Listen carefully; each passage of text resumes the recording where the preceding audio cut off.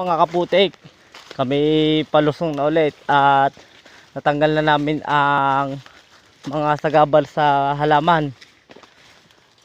At kami pupunta naman sa kubo ngayon para maglukad ng kopras. Yan ang aking kasama, si B1. Dulas.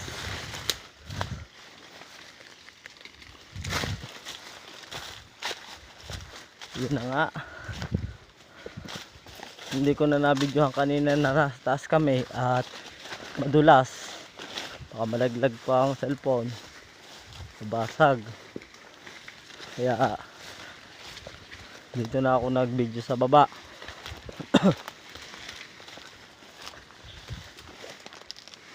Ayan na. Baba na kami.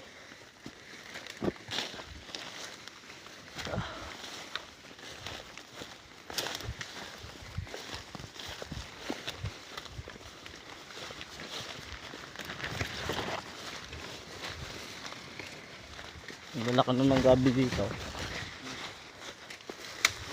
May laman na kaya yun? Yun. Ayun.